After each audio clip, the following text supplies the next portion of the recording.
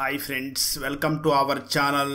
ఈరోజు మనం scam 2003 web series లోని రిమైనింగ్ ఎపిసోడ్స్ ని డిస్కస్ చేద్దాం. ఆల్రెడీ మనం ఈ వెబ్ సిరీస్ లోని కొన్ని ఎపిసోడ్స్ ని డిస్కస్ చేయడం జరిగింది. ఆ వీడియో లింక్ ని ఈ వీడియో డిస్క్రిప్షన్ లో మరియు కామెంట్స్ లో ఇస్తాను. ముందు ఆ వీడియోను చూసిన తర్వాత ఈ వీడియోను చూస్తే క్లియర్ గా అర్థమవుతుంది. Now let's start our video.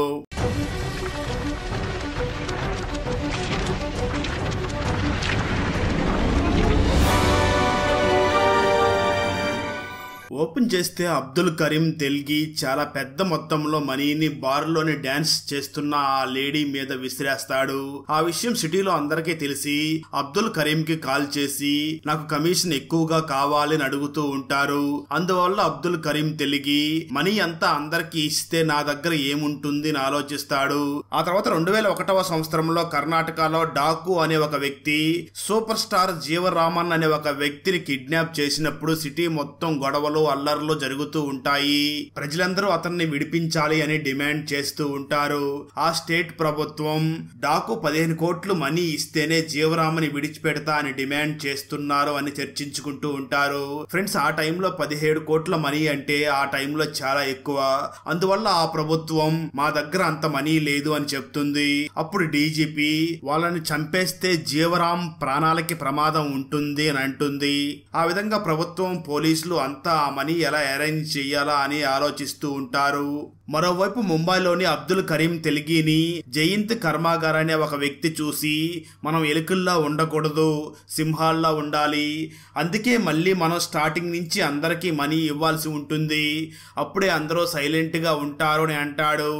ఆ మాటలో ఉన్న అబ్దుల్ కరీం తెల్గి కోపంతో ఈ నా కొడుకులందరినీ నా కింద తల ఆడిస్తూ బానిసలాగా ఉండేలాగా చేస్తాను అని అంటాడు. ఆ తర్వాత అబ్దుల్ బరేడాకి కాల్ చేసి నీకెంత మనీ కావాలని అడుగుతాడు. అప్పుడు బరాడే 3 lakhs కావాలి అని అంటాడు. దానికి అబ్దుల్ సరే ప్రతి నెలకా అని అంటాడు. దానికి బరాడే మాత్రం ప్రతి నెలకి కాదు, ప్రతి వారము 3 లక్షలు కావాలి అని అంటాడు. అప్పుడు అబ్దుల్ బరేడేతో మాట్లాడేదంతా కూడా కాల్ రికార్డింగ్ చేస్తాడు. ఆ తర్వాత అబ్దుల్ కరీం తెల్గి చేస్తున్న స్కామ్ లో ఎంతమంది మనుషులు ఇన్వాల్వ్ అయి ఉన్నారో అంతమందికి కాల్ చేసి అందరి కాల్ రికార్డ్స్ ని చేస్తాడు. వాళ్ళల్లో ఒకరు వారానికి 10 లక్షలు అడుగుతారు, మరి కొంతమంది వారానికి 25 లక్షలు అడుగుతారు. అప్పుడు అబ్దుల్ నన్ను దోచుకోవాలి అనుకుంటున్న వారందరికీ నేనేమిటో నిరూపిస్తాను అని చెప్పి అన్ని కాల్ రికార్డ్స్ ని అబ్దుల్ కరీం తెల్గి బ్యాంకుకి వెళ్లి తన లాకర్ లో సేఫ్ గా పెడతాడు. ఆ తర్వాత అబ్దుల్ కరీం మనతో ఎవరైనా తోక జాడిస్తే వాటిని యూస్ చేసుకుందామని ఆ జయంత్ కర్మాగార్ తో అంటాడు. ఆ తర్వాత అబ్దుల్ కరీం తెల్గికి కర్ణాటక షేక్ కాల్ చేసి నువ్వు తొందరగా ఇక్కడికి రా, నీకు ఒక మంచి ఆఫర్ ఉంది అని చెప్తాడు. ఆ తర్వాత అబ్దుల్ వెంటనే అతని దగ్గరికి వెళ్తాడు. ఆ రోజు రాత్రి షేక్ అబ్దుల్ ని కలిసి మాకు 15 కోట్లు అవసరం ఉంది, అంత మనీ ప్రభుత్వం దగ్గర అయితే లేదు, ఈ టైంలో అంత అమౌంట్ RBI దగ్గర ఉంటుంది లేదా అబ్దుల్ కరీం తెల్గి దగ్గర ఉంటాయి అని అంటాడు. ఆ మాటలు విన్న అబ్దుల్ నవ్వుతూ అరే నేను సామాన్య మనిషిని అని అంటాడు. దానికి షేక్ అబ్దుల్ ని చూసి కానీ నేను బార్ లో నువ్వు ఎగరేసిన మనీ గురించి మొత్తం తెలుసుకున్నాను, నన్ను మరీ అంత తెలివి తక్కువ ఎదవని చెయ్యకు అని అంటాడు. అప్పుడు అబ్దుల్ సరే అయితే మనీ నేను ఇస్తాను, దానికి బదులుగా నాకేం దొరుకుతుంది అని అంటాడు. దానికి షేక్ నా పవర్, ఎందుకంటే నేను సర్కార్కి అంత మనీ ఇచ్చినప్పుడు నా పవర్ కూడా పెరుగుతుంది అని చెప్తాడు. కానీ అబ్దుల్ తన తమ్ముడి కోసం కర్ణాటకలోని ఒక మినిస్ట్రీ పోస్ట్ ని అడుగుతాడు, ఎందుకంటే అబ్దుల్ ఇప్పుడు ప్రభుత్వంలో దూరాలి అనుకుంటూ ఉంటాడు. కానీ షేక్ వద్దు అని రిజెక్ట్ చేస్తాడు. దాంతో అబ్దుల్ సైలెంట్ గా తన తమ్ముడితో కలిసి అక్కడి నుంచి వెళ్ళిపోతాడు. ఆ తర్వాత షేక్ గవర్నర్ పిఏకి కాల్ చేసి సార్ అబ్దుల్ వినడం లేదు అని చెప్తాడు. అప్పుడు ఆ పిఏ అయితే నువ్వు నీ మినిస్ట్రీ కూడా మర్చిపో అని అంటాడు. దానికి షేక్ నేను ఎలాగో అలా అరేంజ్ చేస్తాను అని చెప్తాడు. మరోపక్క అబ్దుల్ మరియు తన బ్రదర్ కారులో తిరిగి వెళుతూ ఉండగా అబ్దుల్ తమ్ముడు సలీం నువ్వు కొంచెం ప్రశాంతంగా మాట్లాడు అని అంటాడు. ఆ మాటలు విన్న అబ్దుల్ సలీం మీద కోప్పడుతూ నేనంతా మేనేజ్ చేస్తాను, నువ్వు బాధపడకు అని చెప్తాడు. ఆ తర్వాత అబ్దుల్ తన భార్య నఫీసా దగ్గరికి క్షమించమని అడగడానికి వెళ్తాడు. నఫీసా నఫీసా అప్పుడు పడుకుని ఉంటుంది. దాంతో అబ్దుల్ కూడా పడుకుంటాడు.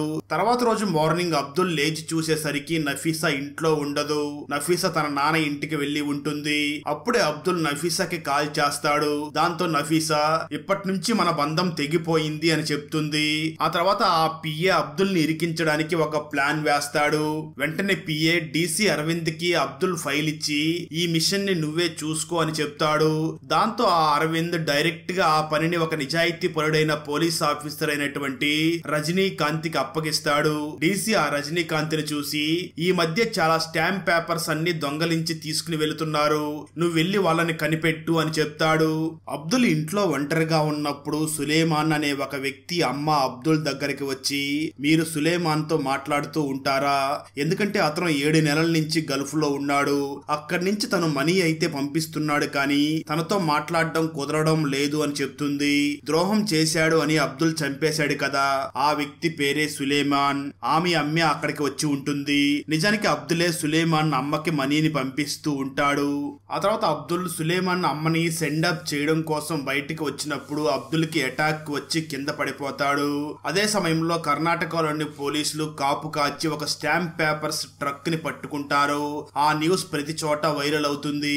ఆ న్యూస్ ఏమిటి అంటే 90 లక్షలు ఖరీదు చేసే స్టాంప్ పేపర్స్ పట్టుకోవడం జరిగింది అని అప్పట్లోనే బాగా వైరల్ అవుతుంది. ఆ తర్వాత ఇదే విషయాన్ని శాసనసభలో కూడా ప్రస్తావిస్తారు. రూలింగ్ పార్టీ వాళ్ళు ఏమీ చేయలేకపోతున్నారు అని అపోజిషన్ పార్టీ వాళ్ళు అంటారు.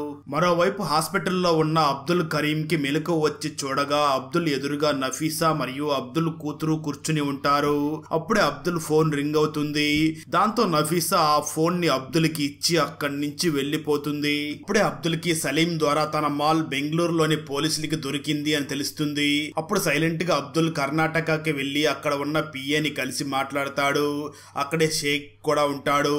అప్పుడు అబ్దుల్ ఆ పోలీసుల్ని నా మాల్ని నా మనుషుల్ని పట్టుకోవద్దని చెప్పండి, మీకేం కావాలో నేను తీసుకుని వచ్చాను అని చెప్పి 15 కోట్ల మనీని ఆ పిఏకి ఇస్తాడు. అలాగే దానితో పాటు అబ్దుల్ నా తమ్ముడికి సర్కారులో ఒక మినిస్ట్రీ కావాలి అని అంటాడు. పిఏ దానికి ఒప్పుకుంటాడు.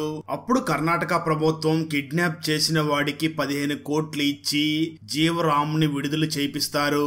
ఆ తర్వాత అబ్దుల్ తిరిగి మళ్ళీ తాను అడ్మిట్ అయిన ఆ హాస్పిటల్ కే వచ్చి డాక్టర్ ని చూసి నాకేమైంది అని అడుగుతాడు.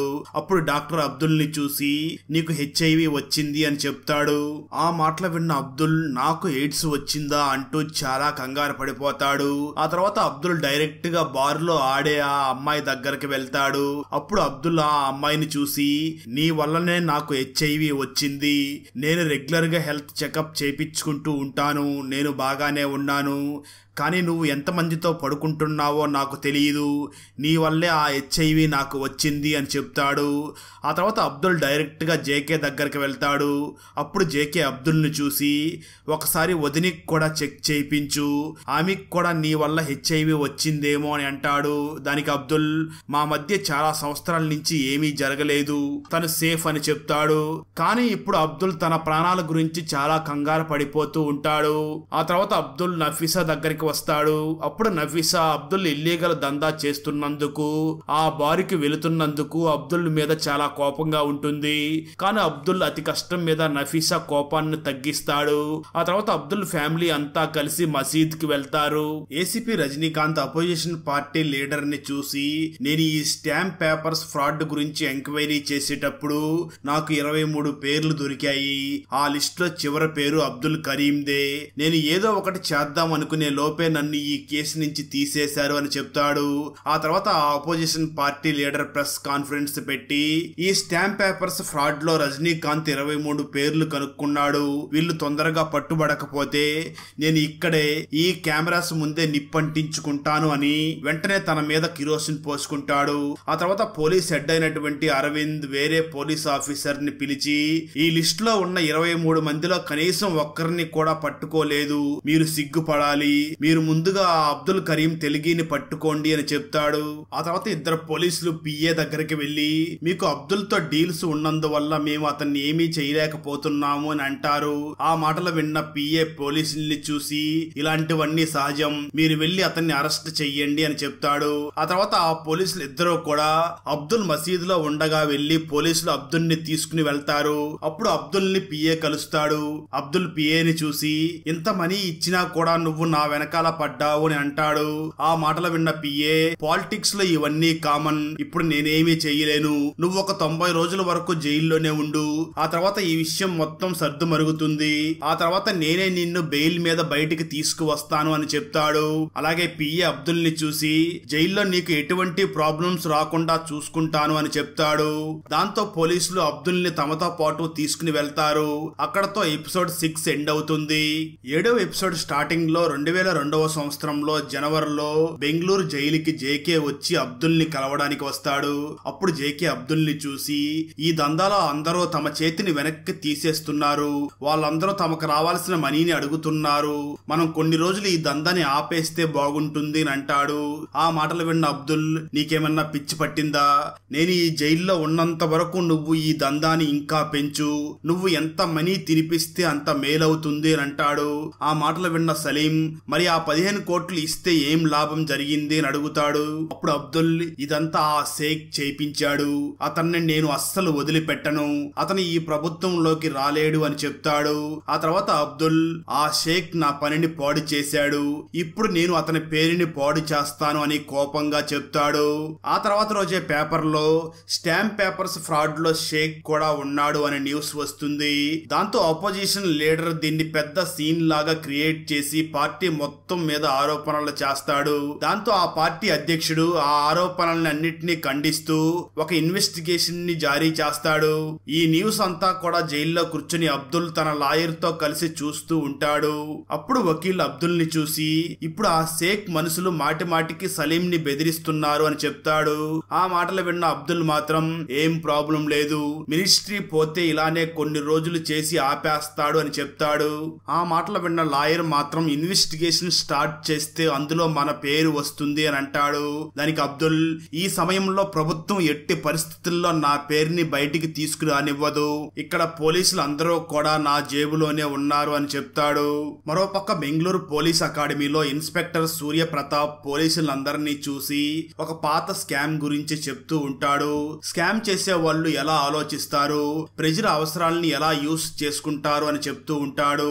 ఆ తర్వాత సూర్యని డీజీపీ మేడం పిలిచి కారులో కూర్చోబెట్టుకుని ఈ స్టాంప్ పేపర్స్ ఫ్రాడ్ ఇంకా చిక్కుముడిలానే ఉంది, అన్నా పార్టీ మాటి మాటికి ఆరోపణలు చేస్తూనే ఉంది, అందువల్ల ప్రెజర్ చాలా ఎక్కువగా ఉంది అని చెప్తుంది. ఆ మాటలు విన్న సూర్య నేను నిజంగా ఇన్వెస్టిగేషన్ చెయ్యాలా లేదా చేసినట్లు యాక్టింగ్ చెయ్యాలా అని అంటాడు. దానికి ఆ డీజీపీ నువ్వు ఆ షేక్ కి దూరంగా ఉండు, లేదంటే సర్కార్ మళ్ళీ ప్రాబ్లం చేస్తుంది, నువ్వు ఇన్వెస్టిగేషన్ చెయ్యి, అబ్దుల్ కరీం 90 రోజుల శిక్ష ఈ నెలలోనే ముగుస్తుంది, నీకు ఏది కరెక్ట్ అనిపిస్తే అది చెయ్యి అని చెప్తుంది. ఆ తర్వాత డీజీపీ అలాగే సూర్య ఇద్దరూ కలిసి ఆ రాజ్ భవన్ మినిస్టర్ ని కలుస్తారు. అప్పుడు డీజీపీ ఆ మినిస్టర్ ని చూసి అందరికంటే బ్రిలియంట్ అయిన టీమ్ ని పరిచయం చేస్తుంది. అప్పుడు ఆ మినిస్టర్ ఇంత చిన్న టీమా అని అంటాడు. దానికి సూర్య ప్రతాప్ ఎంత తక్కువ మంది ఉంటే అంత ఎక్కువ యాక్షన్ ఉంటుంది అని చెప్తాడు. ఆ తర్వాత ఆ పోలీసులు అందరినీ కూడా అబ్దుల్ కరీం కేసు ఇన్వెస్టిగేషన్ లో ఇన్వాల్వ్ చేస్తారు. వెంటనే హైకోర్టులో లాయర్ అబ్దుల్ కరీం తెల్గిని ఇన్వెస్టిగేషన్ చేయడానికి పర్మిషన్ అడుగుతాడు. కానీ జడ్జి మాత్రం ముందుగా ఛార్జ్ షీట్ ఇవ్వండి, దాన్ని బేస్ చేసుకుని పర్మిషన్ ఇస్తాను అని చెప్తాడు. అప్పుడు అక్కడే ఉన్న లేడీ ఇన్స్పెక్టర్ లేచి సార్ మా దగ్గర ఛార్జ్ షీట్ ని ప్రిపేర్ చేయడానికి టైం లేదు, ఆ అబ్దుల్ ఈ వారంలోనే జైలు నుంచి బయటికి వస్తాడు, అందువల్ల ఛార్జ్ షీట్ ని ఫైల్ చేయాలంటే అతన్ని కలవాల్సిందే, కానీ మమ్మల్ని కలవనివ్వడం లేదు అని చెప్తుంది.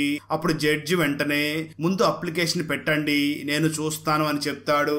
ఆ తర్వాత సూర్యప్రతాప్ ఆఫీసులో మనం అబ్దుల్ కరీం ని అలా ఎలా వదిలిపెట్టగలం అని అంటాడు. ఆ తర్వాత సూర్య డైరెక్ట్ గా ఇన్స్పెక్టర్ రజనీకాంత్ ని కలిసి ఈ 23 పేర్లు మీకు అంత తొందరగా ఎలా దొరికాయి అని అడుగుతాడు. అప్పుడు ఆ రజనీకాంత్ 23 పేర్లు కాదు 22 పేర్లే, ఎందుకంటే అబ్దుల్ కరీం పేరుని డీసీపీనే సొంతంగా యాడ్ చేశారు, అబ్దుల్ ఐడెంటిటీని ఆ డ్రైవర్ కన్ఫర్మ్ చేశాడు అని చెప్తాడు. అప్పుడు సూర్య అంటే తెలుగు పేరు ఈ లిస్ట్ లో కావాలని యాడ్ చేశారా అని ఆలోచిస్తాడు. తర్వాత సూర్యప్రతాప్ ని అబ్దుల్ కరీం లాయర్ వెళ్లి కలిసి అబ్దుల్ లైసెన్స్ గురించి చెప్పి అబ్దుల్ దగ్గర ఆల్రెడీ లైసెన్స్ ఉంది, మరి అబ్దుల్ అలా ఎలా ఫ్రాడ్ చేయగలడు అని అంటాడు. ఆ మాటలు విన్న సూర్య ఆ లాయర్ ని పట్టుకుని అబ్దుల్ ని కలవడానికి అస్సలు కుదరడం లేదు, మీరు వచ్చారు కాబట్టి ఈ దందా ఎలా స్టార్ట్ అయ్యింది, ఎప్పుడు స్టార్ట్ అయ్యింది, ఈ దందాలో ఎవరెవరు ఉన్నారో దీని గురించి నాకు మొత్తం చెప్పండి అని అంటాడు. ఆ మాటలు విన్న లాయర్ గుండె ఒక్కసారిగా ఆగినట్లు అవుతుంది. అప్పుడు సూర్య మీరు వెళ్లి అబ్దుల్ తో నువ్వు బయటికి రాలేవు అని చెప్పు అని అంటాడు. ఆ మాటలు విన్న లాయర్ అక్కడి నుంచి సైలెంట్ గా వెళ్లిపోతాడు. ఆ లాయర్ వెంటనే వెళ్లి అబ్దుల్ ని కలిసి ఈ సూర్యప్రతాప్ చాలా డేంజర్ మనిషి, ఒకవేళ ఈ సూర్యప్రతాప్ చేతికి ఏదైనా ఒక సాక్ష్యం దొరికితే నీ మీద చాలా పెద్ద ఛార్జ్ షీట్ ని ఫైల్ చేస్తాడు, ఇంకా నువ్వు జైల్లోనే ఉంటావు అని చెప్తాడు. మరోపక్క సూర్యప్రతాప్ ఆ 22 మంది గురించి వెతకడానికి టీం ని ఏర్పాటు చేస్తాడు. కానీ పోలీసుల చేతికి ఎవ్వరూ కూడా దొరకరు. అలాగే డిపార్ట్మెంట్ లో అందరినీ వెళ్లి అడుగుతారు, కానీ ఎవరో కూడా సూర్యప్రతాప్ టీం కి హెల్ప్ చేయరు. ఇదంతా తెలుసుకున్న సూర్య డైరెక్ట్ గా డీజీపీ దగ్గరికి వెళ్లి ఏ డిపార్ట్మెంట్ మాకు హెల్ప్ చేయడం లేదు, అందరూ మాకు ఏ సాక్ష్యాలు దొరకకుండా అన్ని తప్పుడు డాక్యుమెంట్స్ ని ఇస్తున్నారు, తెలుగే కాకుండా ఈ లిస్ట్ లో ఉన్న నేమ్స్ అన్ని కూడా ఫేక్, ఇదంతా అబ్దుల్ ని ఇరికించడం కోసం చేస్తున్నారు, ఎవిడెన్స్ లేని కారణంగా ఇప్పుడు అబ్దుల్ జైలు నుంచి విడుదలయ్యి వెళ్లిపోతాడు అని చెప్తాడు. ఆ మాటలు విన్న డీజీపీ ఈ పని అంత ఈజీ అయితే నీకెందుకు ఇస్తాను అని అంటుంది. దాంతో సూర్య అవునా ఆ స్టాంప్ పేపర్స్ గురించి విచారించడం కోసం పర్మిషన్ ఇవ్వండి, మిగతాదంతా నేనే చూసుకుంటాను అని చెప్తాడు. తర్వాత సూర్య వెంటనే డీజీపీ పర్మిషన్ ని తీసుకుని ఆ స్టాంప్ పేపర్స్ గురించి ఇన్వెస్టిగేషన్ ని స్టార్ట్ చేస్తాడు. మొదటగా సూర్య ఆ స్టాంప్ పేపర్స్ గురించి విచారించడం కోసం తన టీం ని తీసుకుని ముంబైకి వెళ్తాడు. వెంటనే సూర్య ఆ బార్ లో డాన్సర్ ని కలుస్తాడు. అప్పుడు ఆ బార్ డాన్సర్ అబ్దుల్ నాకేమీ చెప్పడు, యోగక్షేమాలు అడిగి తెలుసుకుని తన పని తాను చేసుకుని వెళ్లిపోతాడు అని చెప్తుంది. ఆ మాటలు విన్న సూర్య అవునా అతను ఏం పని చేసేవాడు అని అడుగుతాడు. దానికి ఆ డాన్సర్ పెళ్లి కార్డ్స్ ని తయారు చేసే బిజినెస్ ని చేసేవాడు అని చెప్తుంది. దాంతో సూర్య వెంటనే ఆ పెళ్లి కార్డ్స్ ని ప్రింట్ చేసే షాప్ దగ్గరికి వెళ్తాడు. ఆ షాప్ తలాన్ని పగలగొట్టడానికి ట్రై చేస్తాడు, కానీ లోపల జేకే స్టాంప్ పేపర్స్ ని ప్రింట్ చేస్తూ ఉంటాడు. బయట సౌండ్ విని జేకే అన్ని మిషన్స్ ని స్టాప్ చేస్తాడు. అప్పుడు అక్కడ విధిలో ఉన్న అందరూ కూడా పోలీసుల్ని చుట్టుముట్టి ఇక్కడ పోలీసుల గూండాగిరి అసలు నడవదు అని అంటారు. ఆ గుంపుని చూసిన సూర్య తన టీం ని తీసుకుని అక్కడి నుంచి వెళ్లిపోతాడు. దాంతో సూర్య తన టీం తో పాటు కారులో కూర్చుని అక్కడ ఉన్న డస్ట్ బిన్ వరకు వెళ్దాం పదండి అని చెప్తాడు. అక్కడికి వెళ్ళగానే వాళ్ళకి చిరిగిపోయిన స్టాంప్ పేపర్ కనిపిస్తుంది. ఆ తర్వాత సూర్య ఆ డస్ట్ బిన్ లో ఇంకా లోపలికి చేయి పెట్టి చూడగా ఒక ఇంక్ బాక్స్ కూడా కనబడుతుంది. సూర్య ఇంకా చెక్ చేయగా ఒక కొత్త స్టాంప్ పేపర్ అలాగే పాత స్టాంప్ పేపర్ ఒకేలాగా కనిపిస్తుంది. అప్పుడు సూర్యకి అంతా అర్థం అవుతుంది. ఆ తర్వాత కర్ణాటకలో తెలుగు విడుదల తేదీని కూడా హైకోర్టు అనౌన్స్ చేస్తుంది. అప్పుడు లాయర్ వాళ్ళ దగ్గర సాక్ష్యం ఏమీ లేవు, నీకు ఈజీగా బెయిల్ దొరుకుతుంది అని చెప్తాడు. సరిగ్గా అదే సమయంలో హైకోర్టులో ఒక గవర్నమెంట్ లాయర్ ఒక్కసారిగా ఒక కొత్త ఛార్జ్ షీట్ ని జడ్జి ముందు పెడతాడు.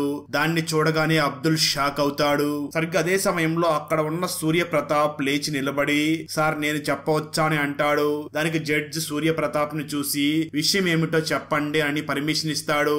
దాంతో సూర్య ఛార్జ్ షీట్ లో కొంచెం తేడా ఉంది, ఇంతకు ముందు ఉన్న ఛార్జ్ షీట్ లో 90 లక్షలు అని అమౌంట్ ఉండింది, దాన్ని మేము క్యాలిక్యులేట్ చేస్తే 9 కోట్లు అని వచ్చింది సార్. ఒకవేళ గవర్నమెంట్ స్టాంప్ పేపర్స్ ని దొంగలించబడితే 9 కోట్ల విలువ గల స్టాంప్ పేపర్స్ గురించి ప్రభుత్వానికి తెలిసే తీరుతుంది, కానీ ప్రభుత్వానికి దాని గురించి ఏమీ తెలియలేదు, అలా ఎలా జరుగుతుంది అని ఒక 2 స్టాంప్ పేపర్స్ ని సూర్య జడ్జికి ఇచ్చి ఇందులో ఏది ఒరిజినల్లో ఏది నకిలీనో చెప్పండి అంటాడు. కానీ జడ్జి ఏది నకిలీయో చెప్పలేకపోతాడు.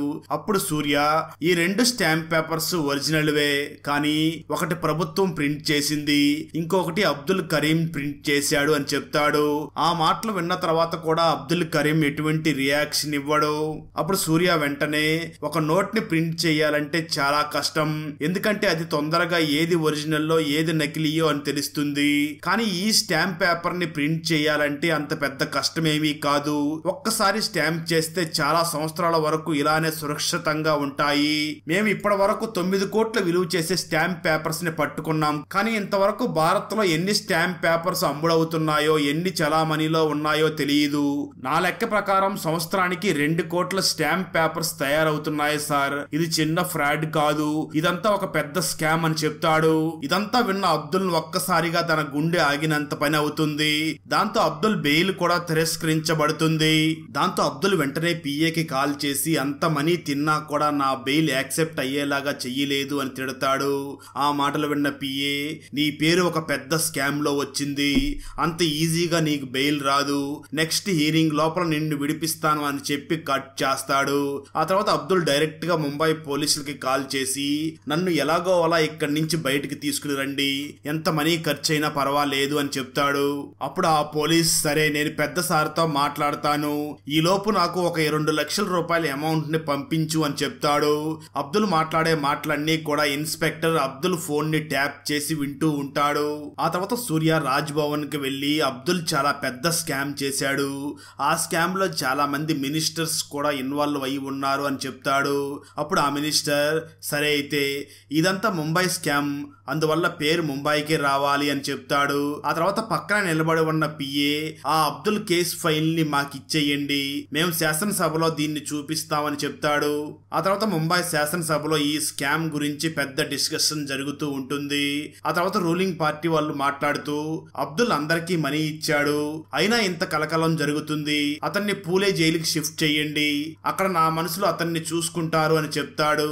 ఆ తర్వాత పూణేలో ఉన్న జగదీష్ సూరి కమిషనర్ కి రూలింగ్ పార్టీ వ్యక్తి కాల్ చేసి, మీకు అబ్దుల్ గురించి తెలిసే ఉంటుంది, ఇప్పుడు అతను నీ అండర్ లోకే వస్తున్నాడు, అతన్ని చూసుకో, ఆ తర్వాత నువ్వు ఎక్కడికి ట్రాన్స్ఫర్ కావాలన్నా నేను చూసుకుంటాను అని చెప్తాడు. దానికి సూరి కూడా ఒప్పుకుంటాడు. ఆ తర్వాత సూరి అబ్దుల్ ని కలవమని అలరి అనే ఒక పేరు గల లేడీ ఇన్స్పెక్టర్ ని పంపిస్తాడు.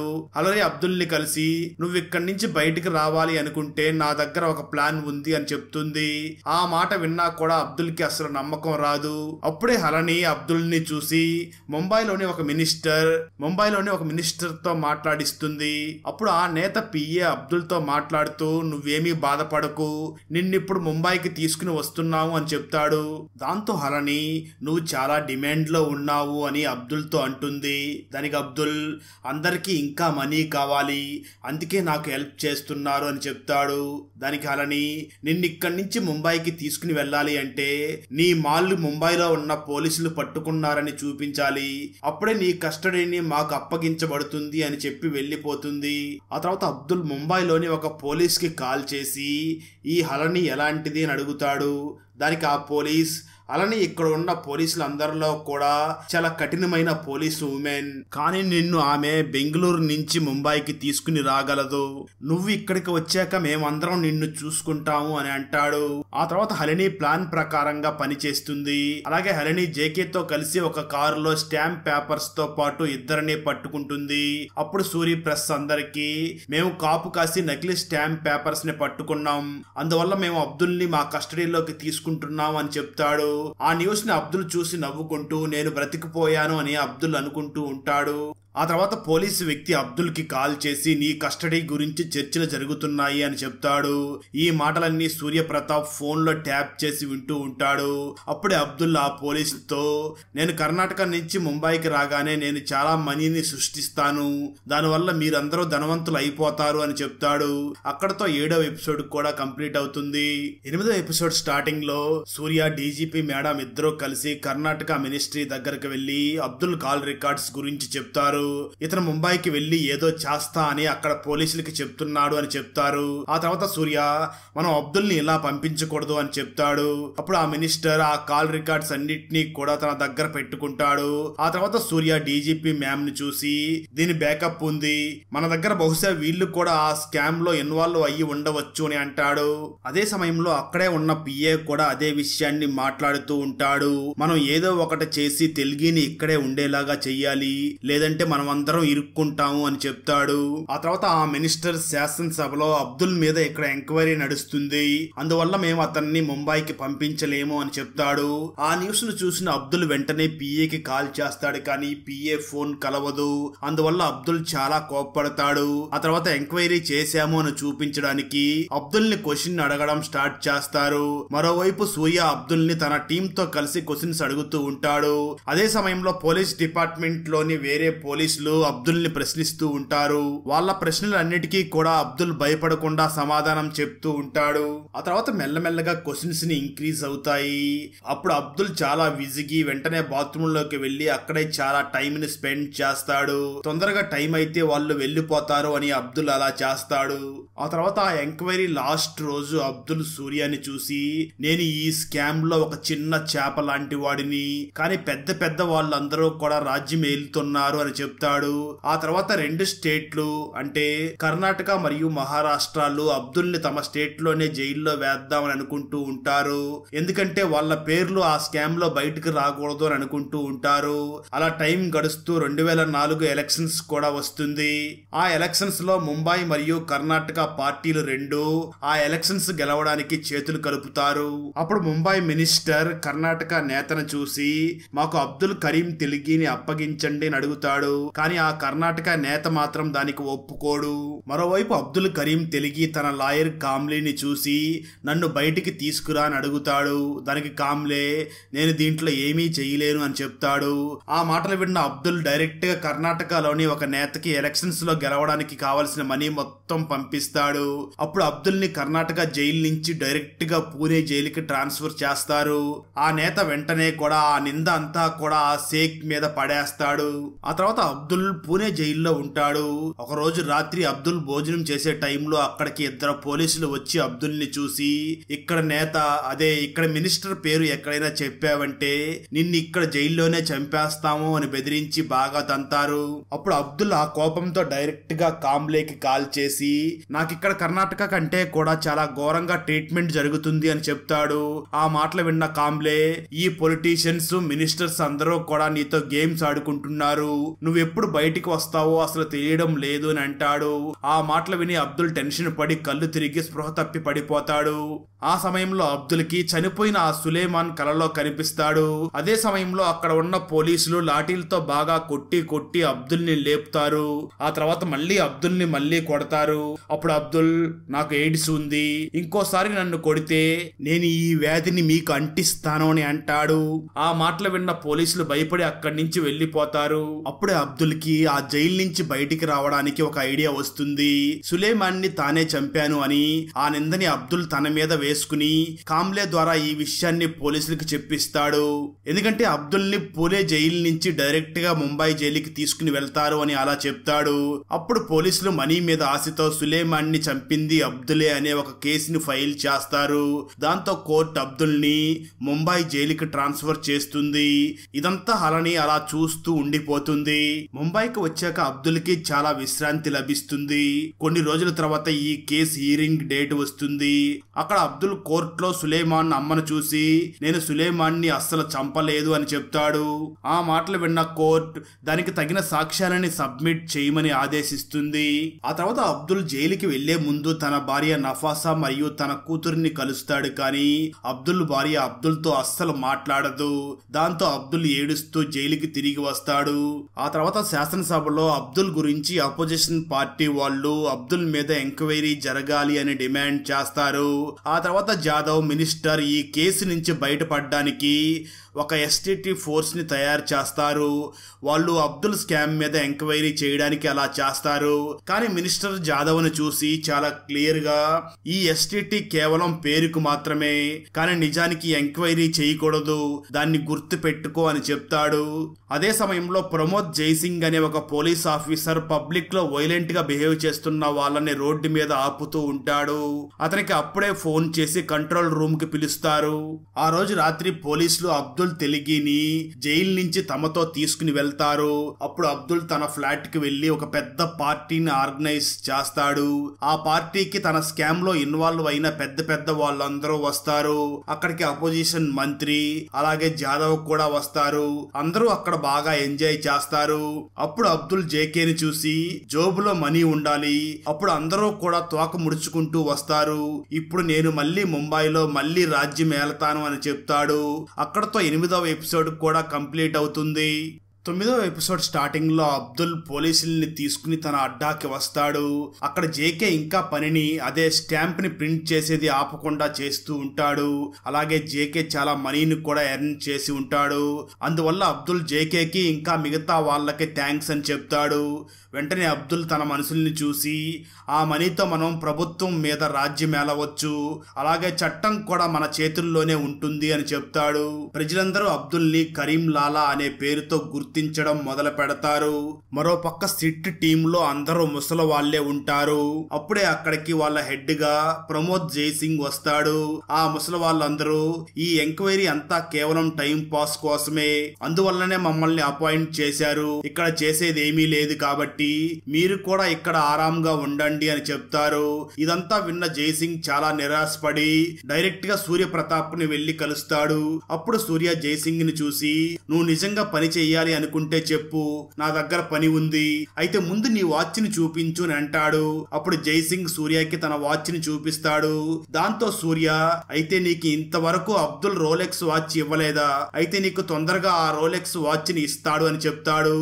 అప్పుడు జైసింగ్, అతను మన టీం మీద అసలు ధ్యాస చూపించడం లేదు, ఎందుకంటే మన టీం టైం పాస్ కోసం తయారు చేయబడింది అని చెప్తాడు.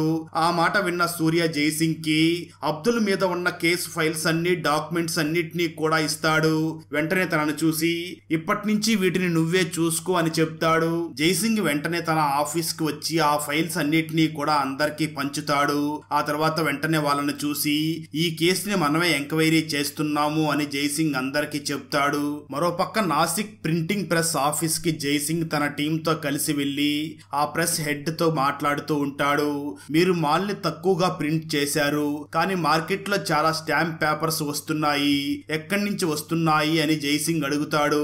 అప్పుడు ఆ జైసింగ్ ఆ ప్రెస్ హెడ్ చేతి మీద ఒక రోలెక్స్ వాచ్ ని చూస్తాడు. దాంతో జైసింగ్ అంతా అర్థం చేసుకుంటాడు.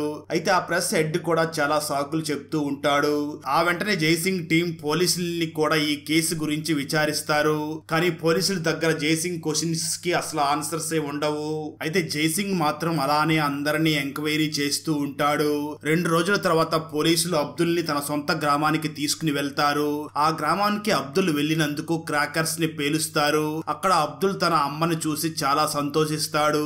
అప్పుడు అబ్దుల్ అమ్మ, నీ కోసం ఒక గిఫ్ట్ ఉంది అని చెప్పి లోపల నుంచి నఫీసాని మరియు తన కూతురిని పిలుస్తుంది.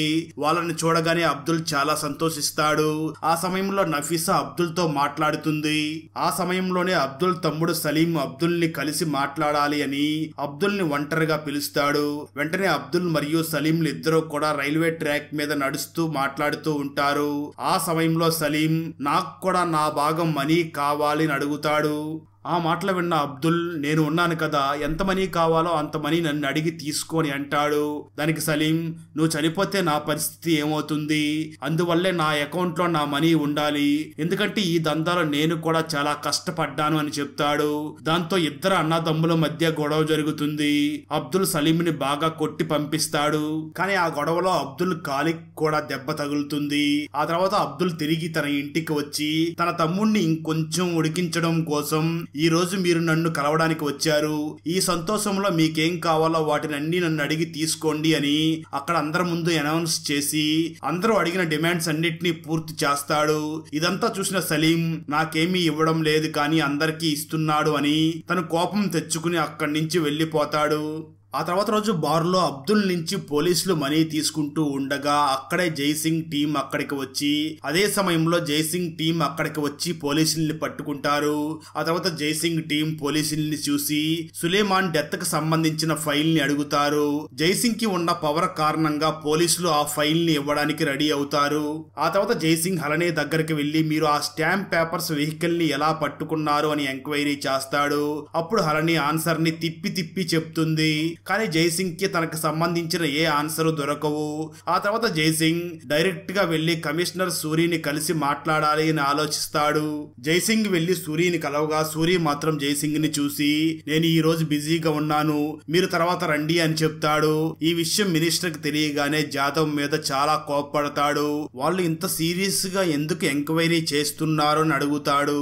ఆ మాటలు విన్న జాదవ్, నేను ఈ విషయం గురించి తెలుసుకుంటాను అని చెప్పి జాదవ్ వెంటనే జైసింగ్ ని కలిసి, ఎంక్వైరీలో ఏం తెలిసింది అని అడుగుతాడు. అప్పుడు జైసింగ్ ఈ స్కామ్ లో చాలా పెద్ద పెద్ద నేతలు ఇన్వాల్వ్ అయి ఉన్నారు, పోలీసులు కూడా ఇన్వాల్వ్ అయి ఉన్నారు అని చెప్పి లిస్ట్ లో ఉన్న పేర్లన్నీ కూడా జాదవ్కి చెప్పడం మొదలు పెడతాడు. అది మొత్తం చెప్పిన జైసింగ్ ఇందులో అన్ని సాక్ష్యాలు ఉన్నాయి, నేను ఈ ఫైల్ ని డైరెక్ట్ గా సీఎం కి ఇస్తాను అని చెప్తాడు. ఆ మాటలు విన్న జాదవ్ నేనే ఆ ఫైల్ ని సీఎం కి ఇస్తాను, నువ్వు బాధపడకు అని చెప్తాడు. సరిగ్గా అదే సమయంలో అక్కడికి ఒక పోలీసు వచ్చి ఇప్పుడే ముంబైలో 2 బ్లాస్ట్లు జరిగాయి, అంతా భయపడిపోతున్నారు అని చెప్తాడు. ఆ తర్వాత జాదవ్ ఆ మినిస్టర్ తో పాటు హాస్పిటల్ కి వెళ్లి గాయపడిన వాళ్ళను చూస్తాడు. అక్కడ కూడా ఇద్దరు ఆ లిస్ట్ లో ఉన్న వాళ్ళ పేర్ల గురించే డిస్కస్ చేస్తూ ఉంటారు. అప్పుడు మినిస్టర్ ప్రెస్ మరియు మీడియా వాళ్ళకి చెప్పి ఇదే న్యూస్ ని కొన్ని రోజుల పాటు మాటి మాటికి ప్లే చేయమను, దానివల్ల అబ్దుల్ కేసు కొంచెం శాంతిస్తుంది అని చెప్తాడు. మరో పక్క జైసింగ్ సూర్యప్రతాప్ ని కలిసి అబ్దుల్ ని కర్ణాటక మరియు మహారాష్ట్ర అదే ముంబై పోలీసులు ఏదో చేస్తారు అని నాకు అనిపించడం లేదు, ఎందుకంటే అబ్దుల్ ఎప్పుడూ కూడా జైల్లోనే ఉంటున్నాడు, అలాగే పోలీసులతో కలిసి పార్టీ చేసుకుంటున్నాడు, కానీ అతన్ని ఎవరూ ఏమీ అనడం లేదు అని అంటాడు. అప్పుడు సూర్య నా దగ్గర ఒక ప్లాన్ ఉంది అని జైసింగ్ తో చెప్తాడు. అబ్దుల్ తన ఫ్లాట్ లో పోలీసులకి పార్టీ ఇస్తూ ఉంటాడు. అదే సమయంలో అక్కడికి సూర్య మరియు జైసింగ్ ఇద్దరు వచ్చి అబ్దుల్ ని తమతో పాటు తీసుకుని వెళ్తారు. ఆ తర్వాత సూర్య మరియు జైసింగ్ లు అబ్దుల్ ని ఒక బస్తీకి తీసుకుని వెళ్లి దాచిపెడతారు. ఆ తర్వాత సూర్య మరియు జైసింగ్ లు తమ కారులో ఎక్కడికో వెళుతూ ఉండగా పోలీసులు వాళ్ళ కారుని ఆపి మీరు అబ్దుల్ ని అలా తీసుకుని వెళ్ళలేరు, ఎందుకంటే ఇక్కడ ఎంక్వైరీ నడుస్తుంది అని చెప్తారు. కానీ పోలీసులు వెంటనే ఆ కారుని చెక్ చేయగా అందులో అబ్దుల్ ఉండడు. అప్పుడు సూర్య అబ్దుల్ పోలీసుల అదుపులో నుంచి ఎక్కడికో వెళ్లిపోయాడు అని అంటాడు. ఆ మాటలు వినగానే పోలీసులు కూడా సైలెంట్ అయిపోతారు. కొంత సమయం తర్వాత సూర్య అబ్దుల్ ని తనతో పాటు ట్రైన్ లో కూర్చోబెట్టుకుని కర్ణాటకకి తీసుకుని వెళుతూ ఉంటాడు. ఆ తర్వాత సూర్య మరియు జైసింగ్ లు సూర్యని కలిసి వెంటనే మీడియా ముందుకు వెళ్లి మేము అబ్దుల్ ని తన ఇంట్లో నుంచి తీసుకుని వెళ్ళాము అని చెప్పు, అలాగే అబ్దుల్ జైల్లోనే ఉన్నట్లుగా చెప్పు అని అంటాడు. విషయం అర్థం చేసుకున్న సూర్య వాళ్ళని ఏమీ అనడు. అప్పుడు సూర్యప్రతాప్ సూర్యకి 2 కండిషన్స్ ని పెడతాడు. ముందు మీరు అబ్దుల్ ని సపోర్ట్ చేసే పోలీసులు అందరినీ కూడా సస్పెండ్ చెయ్యండి, రెండవది మీరు అబ్దుల్ ని వెంటనే కర్ణాటకకి ట్రాన్స్ఫర్ చెయ్యండి, ఎందుకంటే అతను ఇప్పుడు ఆల్రెడీ అక్కడే ఉన్నాడు అని చెప్తాడు. అదే సమయంలో ఒక న్యూస్ రిపోర్టర్ కి ఒక అన్నౌన్ పర్సన్ కాల్ చేసి ఒకవేళ మీకు ఒక మసాలా న్యూస్ కావాలంటే పార్క్ కి వచ్చి కలువు అని చెప్తాడు. దాంతో ఆ రిపోర్టర్ పార్క్ కి వెళ్ళగా అక్కడ ఒక అబ్బాయి ఆ రిపోర్టర్ కి ఒక ఫైల్ ఇచ్చి వెళ్లిపోతాడు. ఆ తర్వాత ఆ రిపోర్టర్ సంజయ్ ఆ ఫైల్ ని తీసుకుని వచ్చి చూడగా అందులో అబ్దుల్ కేస్ డీటెయిల్స్ అన్ని ఉంటాయి. వెంటనే ఆ సంజయ్ తన బాస్ దగ్గరికి వెళ్లి ఆ ఫైల్ ని చూపిస్తాడు.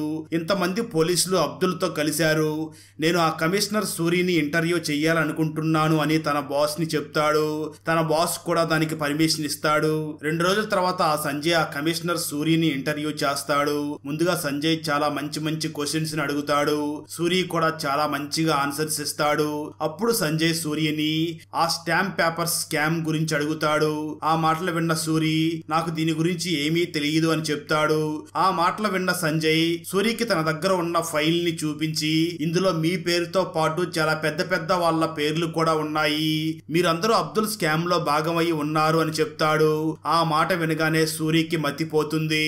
అప్పుడు ఆ రిపోర్టర్ సంజయ్ కెమెరాని చూసి పోలీసులు కావాలని ఈ స్కామ్ ని ఆపలేదు, కర్ణాటక పోలీసుల దగ్గర అబ్దుల్ కి సంబంధించి చాలా సాక్ష్యాలు ఉన్నాయి, కానీ ప్రభుత్వం ఏమీ చేయలేదు అని చెప్పి సంజయ్ ఆ లిస్ట్ లో ఉన్న అందరి పేర్లు చెప్తాడు. ఆ న్యూస్ ని చూసి అందరూ కూడా స్టన్ అయిపోతారు. ఈ విషయం గురించి శాసనసభలో చాలా కోలాహలం ఏర్పడుతుంది. ఈ కేసులో ఎవరెవరు ఇన్వాల్వ్ అయి ఉన్నారో వాళ్ళందరూ కూడా తమ సీట్స్ ని వదిలేయండి అని అపోజిషన్ వాళ్ళు గొడవ చేస్తూ ఉంటారు. కొంత సమయం తర్వాత అబ్దుల్ దగ్గరికి కాంబ్లే వచ్చి నీకోసం ముంబై పోలీసులు కూడా చేతులు ఎత్తేశారు అని చెప్తాడు. అదే సమయంలో జాదవ్ సూరిని చూసి అబ్దుల్ గోడౌన్ అడ్రస్ నిచ్చి రైడ్ చెయ్యి అని చెప్తాడు. ఎందుకంటే అక్కడ రైడ్ చేసి ప్రజల ముందు ఈ కేసుకి వాళ్ళకి సంబంధం లేదు అని చెప్పడం కోసమే అలా చేస్తారు. సూరి కూడా అలానే చేస్తాడు. ఆ తర్వాత సూరి మీడియా ముందుకు వచ్చి మేము ఈ అబ్దుల్ కేసును సాల్వ్ చేయడానికి కర్ణాటక పోలీసులతో చేతులు కలిపాము అని చెప్తాడు. పోలీసులు 2000 కోట్ల ఇల్లీగల్ స్టాంప్ పేపర్స్ ని జప్తు చేశారు అనే న్యూస్ వస్తుంది. ఈ న్యూస్ వచ్చాక ప్రజలందరూ పోలీసుల మీద ఏలెత్తి చూపించడం తగ్గిస్తారు. ఆ తర్వాత కర్ణాటక జైల్లో ఉన్న అబ్దుల్ ని జేకే మరియు కాంబ్లే కలిసి జాదవ్ నీ గోడౌన్ మీద రైడ్ చేయించాడు అని చెప్తాడు. ఆ మాటలు విన్న అబ్దుల్ ఏం పర్వాలేదు, టైం రాగానే మనం జాదవ్ సంగతి కూడా చూద్దామని చెప్తాడు. అక్కడతో 9వ ఎపిసోడ్ కూడా అయిపోతుంది. 10వ ఎపిసోడ్ స్టార్టింగ్ లో దత్త దాదా అనే పేరు గల ఒక సోషలిస్ట్ అబ్దుల్ స్కామ్ మీద ఒక పిల్లిని ఫైల్ చేస్తాడు. ఎందుకంటే పోలీసులు ఫాస్ట్ గా ఆ కేసుని పరిష్కరించాలి అని అలా చేస్తాడు. ఆ తర్వాత సూరితో పాటు జాదవ్ ఒక ఈవెంట్ కి వెళ్తాడు. అప్పుడు సూరి, ఈ ఎంక్వైరీలో నేను కూడా ఇరుక్కున్నాను, అందువల్లనే నేను రిటైర్మెంట్ కోసం అప్లై చేశాను, కానీ ఇందులో నా పేరు వచ్చింది కాబట్టి నా పని అయిపోయినట్లే అని అంటాడు. ఆ మాటలు విన్న జాదవ్ నువ్వేమీ బాధపడకు అని చెప్తాడు. ఆ తర్వాత దోబే అనే ఒక ముంబై పోలీస్ కి అబ్దుల్ కాల్ చేసి నా కోసం ఫిల్ ని ఫైల్ చేసిన ఆ దత్త దాదా ఎవరో అని అడుగుతాడు. ఆ మాటలు విన్న దోబే నువ్వేమీ భయపడకు, ఏం జరగదు నీకు, సిట్ వాళ్ళు కూడా మనల్ని ఏమీ చేయలేరు అని అంటాడు. దోబే ఫోన్ ని కట్ చేయగానే ఎదురుగా సిట్ నుంచి వచ్చిన జైసింగ్ కూర్చుని ఉంటాడు. జైసింగ్ దోబేని అరెస్ట్ చేస్తాడు. ఎందుకంటే పిల్ తర్వాత జైసింగ్ పవర్స్ ఇంకా పెరిగి ఉంటాయి. అతను తొందరగా ఈ కేసుని సాల్వ్ చేస్తాడు. ఆ తర్వాత జైసింగ్ లైన్ గా అబ్దుల్ మనుషులందరినీ కూడా అరెస్ట్ చేస్తాడు. ఈ ఆర్డర్ కర్ణాటక క్యాబినెట్ లో కూడా వెళ్తుంది. అక్కడ కూడా చాలా మంది పోలీసుల్ని సూర్య పట్టుకుని లోపల వేస్తాడు. ఆ తర్వాత కాంబ్లే అబ్దుల్ ని చూసి పనంతా అయిపోయింది, మన మాట ఇంకా ఎవరో వినరు అని అంటాడు. అప్పుడు అబ్దుల్ ఈ స్కామ్ లో నేను ఒక్కడనే లేనని పబ్లిక్ లో చూపించాలి, ఎవరెవరు ఈ స్కామ్ చేశారో చెప్పాలి, ఇందులో నా నుంచి స్టార్ట్ చేసి పోలీసులు నేతలు అందరూ ఉన్నారు, కానీ చివరగా నేను ఇరుక్కున్నాను అని చెప్తాడు. కొంతకాలం తర్వాత ముంబైలో 2004లో జాదవ్ మళ్ళీ ఎలక్షన్స్ లో గెలిచి తన సత్తాని నిరూపించుకుంటాడు. కానీ అబ్దుల్ ఇంకా జైల్లోనే ఉంటాడు. ఆ తర్వాత అబ్దుల్ కి తన అమ్మ కాల్ చేసి ఒకసారి వచ్చి నన్ను కలువు చాలు అని చెప్తుంది. కానీ ఇప్పుడు అబ్దుల్ తన దగ్గరికి వెళ్ళలేని పొజిషన్ లో ఉంటాడు. ఆ తర్వాత సూర్య మరియు డీజీపీలు అబ్దుల్ నుంచి నిజాన్ని ఎలా రాబట్టాలి అని మాట్లాడుకుంటూ ఉంటారు. అప్పుడు డీజీపీ నార్కో టెస్ట్ చేసి రాబడదామని చెప్తుంది. కానీ పక్కనే ఉన్న జూనియర్ ఆఫీసర్ దీనికి పర్మిషన్ దొరకడం చాలా కష్టం, ఎందుకంటే దేశంలో 2 సార్లు మాత్రమే ఈ టెస్ట్ జరిగింది అని చెప్తుంది. ఆ తర్వాత డీజీపీ నార్కో టెస్ట్ కోసం పర్మిషన్ కావాలి అని అప్లై చేస్తుంది. వాళ్ళకి తొందరలోనే పర్మిషన్ కూడా దొరుకుతుంది.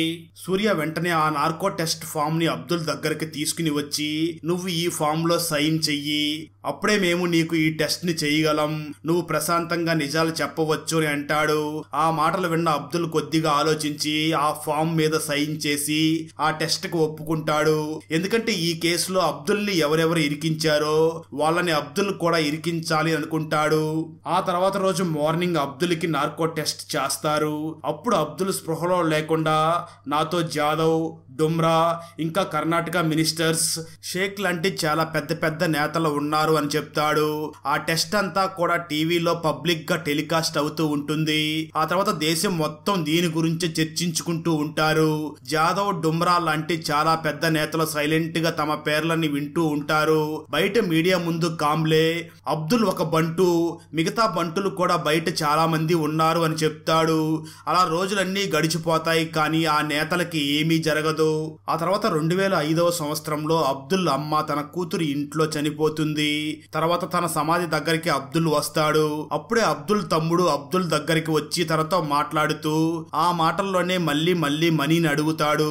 దాంతో కోపం తెచ్చుకున్న అబ్దుల్ తనని మళ్ళీ తన్ని పంపిస్తాడు. 2 నెలల తర్వాత ఢిల్లీలోని క్యాబినెట్ లో నేతలందరూ కూర్చుని ఉంటారు. అబ్దుల్ గురించే మాట్లాడుతూ ఉంటారు. అప్పుడు ఒక నేత ఈ కేసు నుంచి సూర్య ప్రతాప్ ని మరియు జైసింగ్ ని దూరంగా ఉంచాల్సిందే, లేదంటే మనమందరం ఇరుక్కుంటాము అని చెప్తాడు. అప్పుడు అతని పిఏ, సార్ అబ్దుల్ కి వ్యతిరేకంగా 20 రాష్ట్రాల్లో చాలా కేసెస్ ఉన్నాయి, ప్రతి స్టేట్ నుంచి పిల్ ఫైల్ అయితే ఈ మ్యాటర్ సుప్రీం కోర్టుకు వెళ్తుంది. ఆ తర్వాత ఈ ఎంక్వైరీ సెంట్రల్ టీమ్ చేస్తుంది. దానివల్ల సూర్య ప్రతాప్ మరియు జైసింగ్ ఈ కేసు నుంచి దూరం అవుతారు అని చెప్తాడు.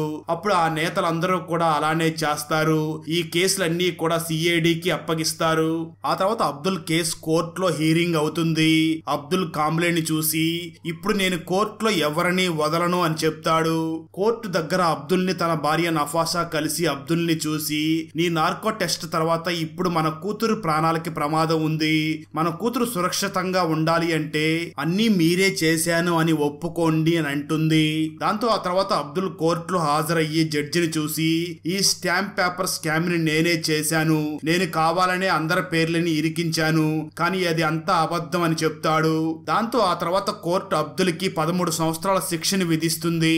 ఆ తర్వాత అబ్దుల్ పోలీసు వ్యాన్లో కూర్చుని ఉన్నప్పుడు రిపోర్టర్ సంజయ్ అబ్దుల్ దగ్గరికి వచ్చి, మీరెందుకు మాట మార్చారు, మిగతా వాళ్ళ పేర్లు ఎందుకు చెప్పలేదు అని అడుగుతాడు. అప్పుడు అబ్దుల్, నా భార్య చెప్పినందుకే నేను అంతా నా మీద వేసుకున్నాను అని చెప్తాడు. ఈ వీడియోని సంజయ్ లీక్ చేస్తాడు. ఫైనల్ గా 2017లో అబ్దుల్ జైల్లోనే చనిపోతాడు. ఆ తర్వాత అబ్దుల్ కి చాలా మంది అల్విదా చెప్పడానికి వస్తారు. ఆ తర్వాత అబ్దుల్ కూతురికి భార్యకి కామ్లే అబ్దుల్ మనీని ప్రాపర్టీస్ అన్ని డీటెయిల్స్ ని ఇస్తాడు. కానీ నఫీసా వాటిని తీసుకోవడానికి ఒప్పుకోదు. అది తన భర్త స్కామ్ చేసిన మనీ మరియు ప్రాపర్టీ అని తెలిసి దాన్ని మొత్తం తీసుకుని వెళ్లి నఫీసా కోర్టులో ఇచ్చేస్తుంది. ఈ విధంగా ఈ వెబ్ సిరీస్ ఎండ్ అవుతుంది. సో ఫ్రెండ్స్, మీకు ఈ వెబ్ సిరీస్ ఎక్స్ప్లెనేషన్ నచ్చినట్లయితే వీడియోని లైక్ చేసి ఛానల్ ని సబ్స్క్రైబ్ చేసి సపోర్ట్ చేయండి. అలాగే మీకు ఈ వెబ్ సిరీస్ ఎలా అనిపించిందో కామెంట్ చేసి చెప్పండి. Thanks for watching. జై హింద్.